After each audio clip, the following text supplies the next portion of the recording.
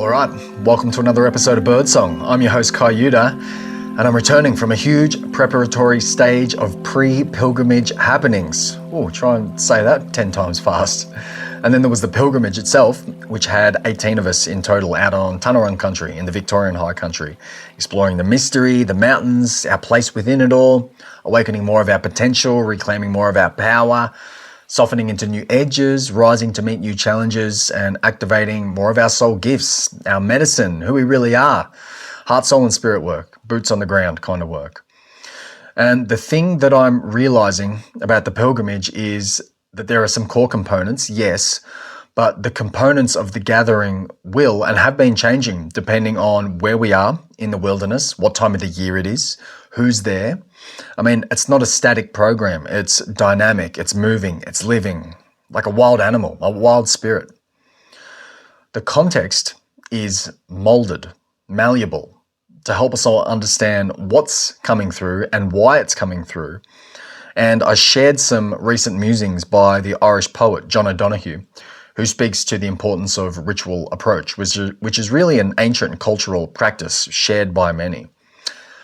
The emergence of the sacred, of the holy, and what it is that we might encounter, you could say that it largely depends on the quality of our approach. Now, O'Donoghue says, "When our eyes are graced with wonder, the world reveals its wonders to us. So much depends on how we look at things. The quality of our looking determines what we come to see." So when we step forth with reverence, with wonder, with curiosity, a mythic lens staying porous to the mysteries, well, that certainly seems conducive to nature and spirit revealing itself to us in good ways. So the pilgrimage really sets us up from the beginning, readying ourselves for a wild mountain saunter with a master teacher, you could say, who teaches us all kinds of things about heart consciousness, nature as a mirror, being deeply present with the forever eternal moment, the here and now, about how to heal ourselves, how to honor ourselves and honor life, amongst many other things. And we set out for a saunter, leaving just after dawn. We spent time in wild forests, granite outcrops, winding undulations, ancient old growth treescapes, and eventually finding our way to the summit, 18 of us in silent reverie and reflection. There were tears, there were laughter, stillness, silence, support from the entire group, eagles flying overhead, songbirds flitting in and out, stones speaking. Yeah, a real spark of community connection. And after making our way to the waterfalls and the water holes right on dusk, we completed our just over 10-kilometre saunter in the dark of night under the glow of stars and the budding moon just past full. Journeying the underworld, riding the cosmic winds, reaching mountain peaks, sailing winding rivers. These are all grandiose ventures that certainly help to let the wild and sacred into our hearts. But hey, we can find it in the small, in the subtle, in the unassuming. And I'll say this, that the small gods await our worship and attention just as much as the large. In the lyrical classic, Letters to a Young Poet, Rainer Maria Rilke exclaims, "If you hold close to nature, to what is simple in it, to the small things people hardly see, and which all of a sudden can become great and immeasurable. If you have this love for what is slight, and quite unassumingly, as a servant, seek to win the confidence of what seems poor, then everything will grow easier, more unified, and somehow more conciliatory. Not perhaps in the intellect, which amazed remains a step behind, but in your deepest consciousness, watchfulness, and knowledge." So the mythic asks of us, which gods are we serving? Who are we bending a knee to? The patch of grass or the tuft of lime moss can be just as much an altar as the alpine snowy gums, the flowing mountain stream, or the mountain peak. And if we pay attention, we might find our head bowing in the most unassuming of places. And I certainly know that there were some small gods and goddesses, deities and spirits of the mountains, tiny and slight, who gained the attention of our pilgrims this past weekend during their earth meditation time, during their sit spots, during this wild saunter that we all went on, learning or deepening into an intimacy of how to listen to the land, how to speak with the land. You could say that just as the quality of our ritual approach matters, the same idea really applies to our words, the words that we speak. James Hellman, the psychologist intertwined with this mythopoetic revival, he says that good language asks to be spoken aloud, mind to mind and heart to heart, by embodied voices that still retain the animal and by tongues that still delight in savouring vowels and the clipped spitting of explosive consonants. Good language asks to be spoken aloud, mind to mind and heart to heart, by embodied voices that still retain the animal and by tongues that still delight in savouring vowels and the clipped spitting of explosive consonants. It's good. And it's one reason why engaging in ceremony and ritual processions is such a good thing. Like in the Sweat Lodge, which we just had, which is not necessarily going to be a part of every pilgrimage, but it just so happened to be a part of this one, all part of the mystery really of how these things unfold. But Sweat Lodge, a place to heal, to cleanse, to purify, to compost, to sing, to awaken, to pray, speaking our words out loud to each other, to the ancient ones, to the spirits. Yeah, praying for ourselves, praying for our loved ones, for the generations yet to come. So many of the beings, seen and unseen, that we share our spaces with are forever lending an ear to what we have to say. And we may have the words up here in our head, but it's not until spoken out loud that they take on new life. They find rhythm with the pulse of our tongue. They can be tempered by the lay of the land. And they can ask to be courted, for us to chew on their sweetness, or their sourness for that matter, offering moments of pause and reflection, rumination, reorientation.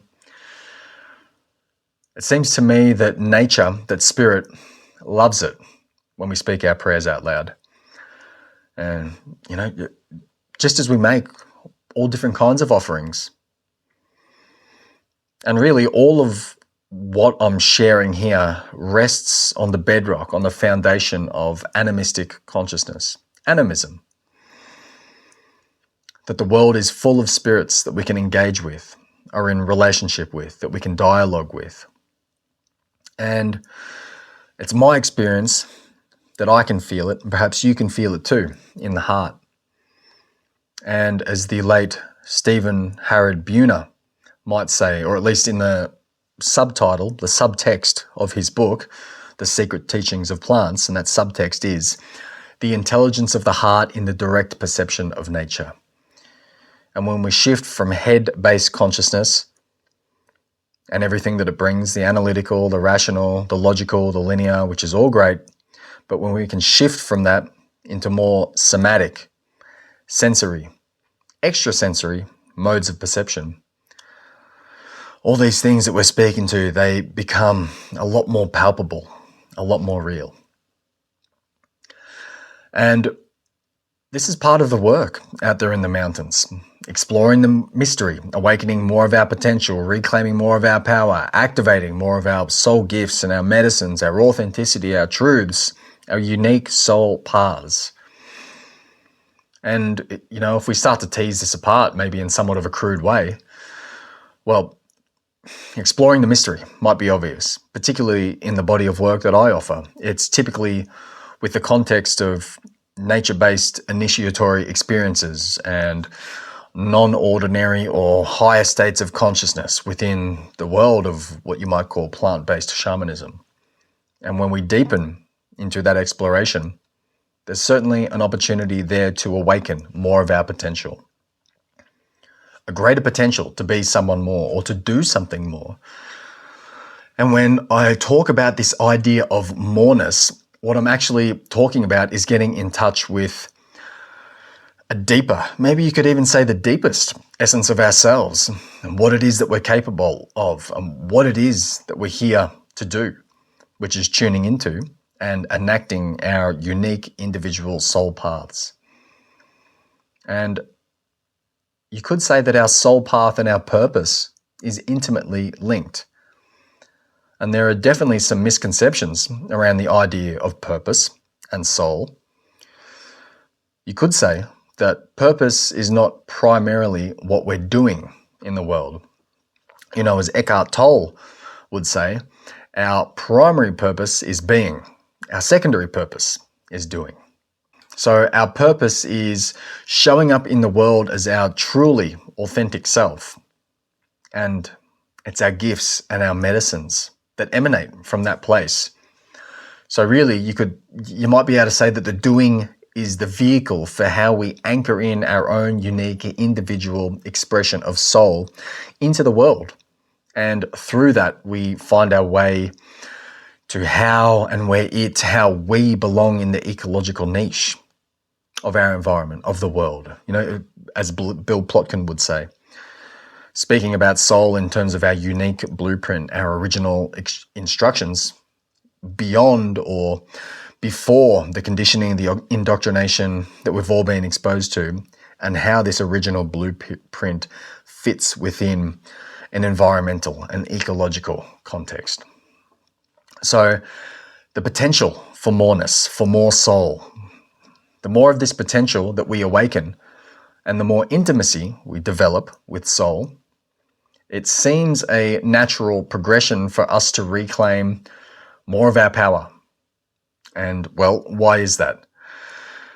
Because soul work is deep work. It strips us of a lot of what's comfortable. To truly connect with purpose and soul, it's been my experience that we really need to strip bare a lot of what we've come to accumulate. Roles, identities, belief systems, and to really reconnect with and embody, enact, feel into that wild spark, the unique energetic blueprint within, while staying deeply connected to the song of the earth. Western psychological models of soul are lacking, as Plotkin might say, because of this long-standing severance with the world of nature.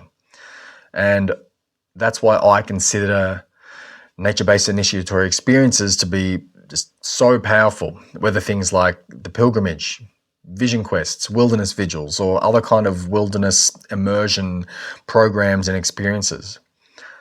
They can offer us, when crafted intentionally with the appropriate context, they can offer us the spaciousness to remember who we really are and to help us remove the masks, the layers, keeping us cloaked from our truths, our inner authority, our authenticity, our personal power, our soul gifts, our medicines. Yeah, there can be a descent to the underworld that we're talking about here. And it's through meeting these edges, waking the bone pile, finding the healing and the creative essence in these dark and challenging places that we can settle into more empowerment, more power, more wild wisdom in sync with the earth. Our body can take on new form. Our behaviors can change. More courage in our hands, in our feet. The language we speak might start to carry a different kind of flavor, a different kind of texture. There's bark on our limbs, tufts of fox fur on our scalp, moss on our backbone, a shimmer of wild wisdom in our eyes. And the more of this potential that we awaken, the more intimacy we have with soul, the more we can reclaim our power.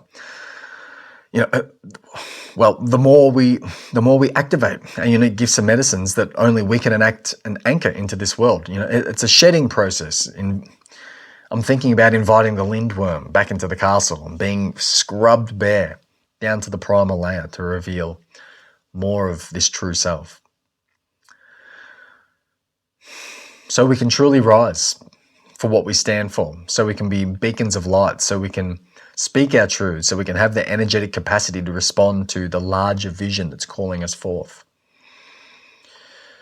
Now, something that I've spoken to recently is that there's a lot of horrible things happening in the world, and they've been happening for a long time. It should be no surprise that we're experiencing, as a collective, a lot of physical warfare, the killing of innocents, genocide, inconceivable atrocities towards many children. And there are things that happen every single day that the media doesn't have a spotlight on. And if you want to zoom out, we could see things from an expanded perspective of this great spiritual warfare, the war on consciousness, the battle for our attention.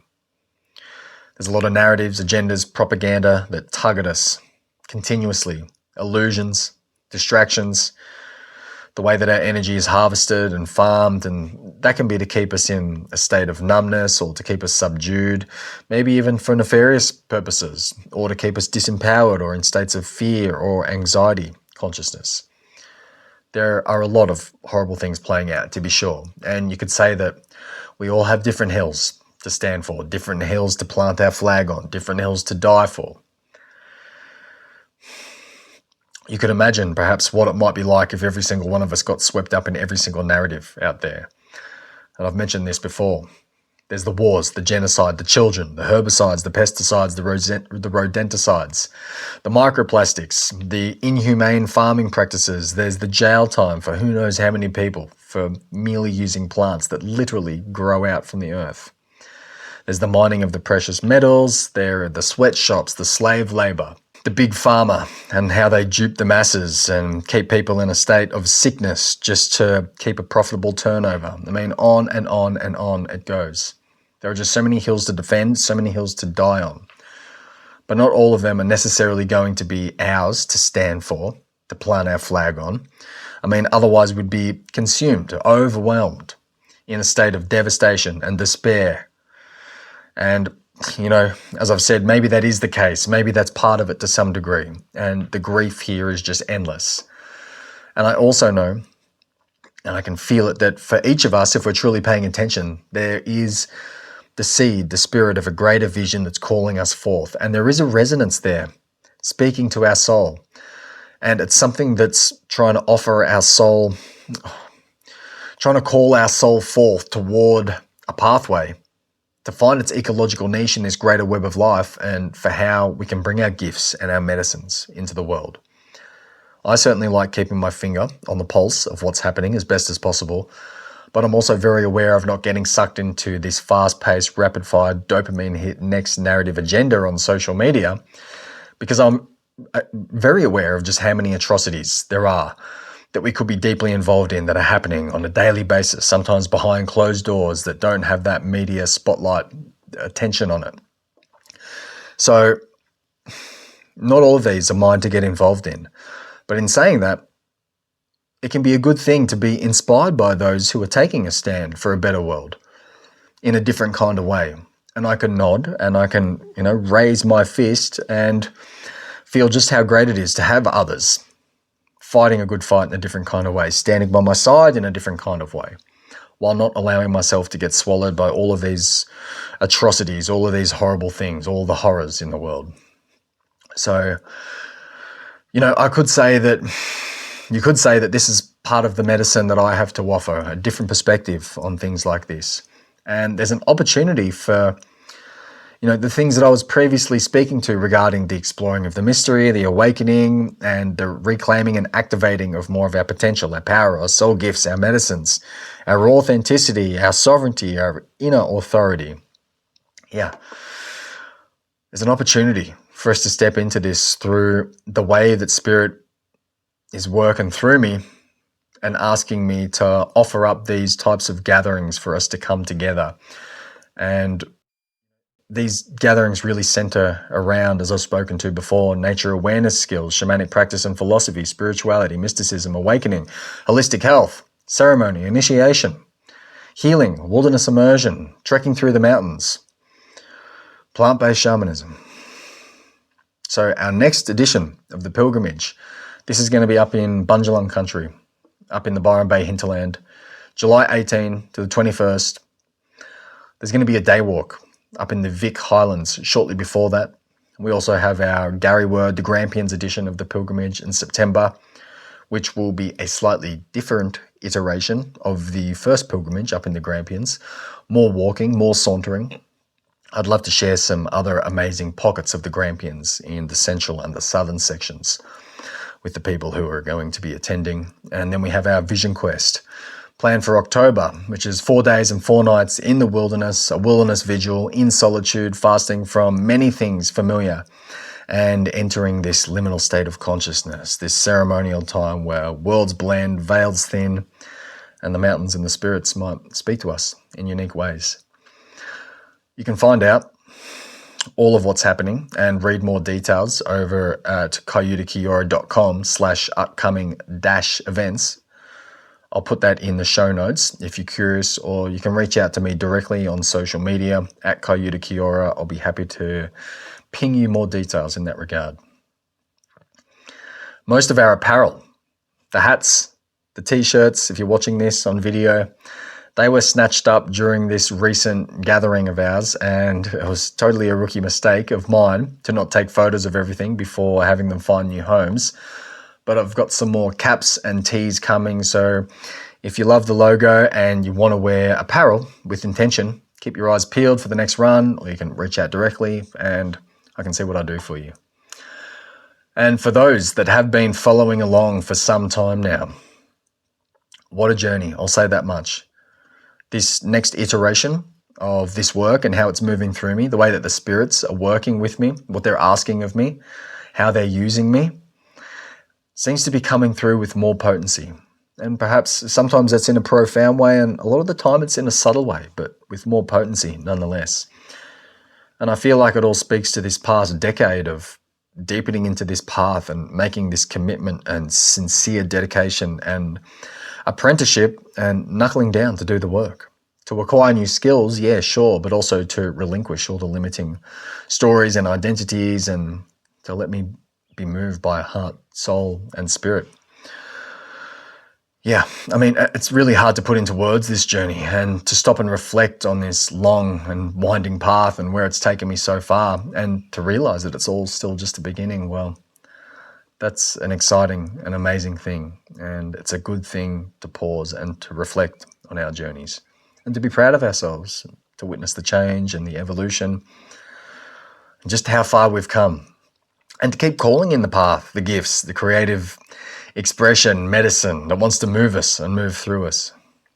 Because there are certainly a lot of forces out there that strive to keep us distracted and in these states of disempowerment and fear and anxiety that I was speaking to just before. And when we find ourselves veering off the path, one hand on the rudder, course correct. Yeah. Or another way that I usually say it, one ear to the soil, the other to the stars, and another to the wild and creative whispers stirring from within. I think I'll leave it at that, as there's a bit to digest in here. So come and connect with me, drop me a line. It's always nourishing and affirming and inspiring to receive your support. It's warmly welcomed. So share this podcast around if you vibe it, take a screenshot, pop it on social media, tell someone about it. I mean, this is boots on the ground, humble work that I feel like we're doing here. And there's not just the podcast or the videos, the digital stuff, but real community coming together here to feel into these seeds of cultural and spiritual regeneration. And when I say humble, I don't mean in the way that's, shying away from attention. I'm all for being drawn towards this larger vision and larger exposure while keeping this sense of sincerity and humility. And if we can keep expanding in this way, well, it feels like that's a good way to do it. So please share around, help support this vision of heart-centered, soul-oriented, new earth leadership if you vibe it. So blessings to you. Hopefully there were some gems in this Solocast that have been as fruitful as birdsong on morning wind. Until next time.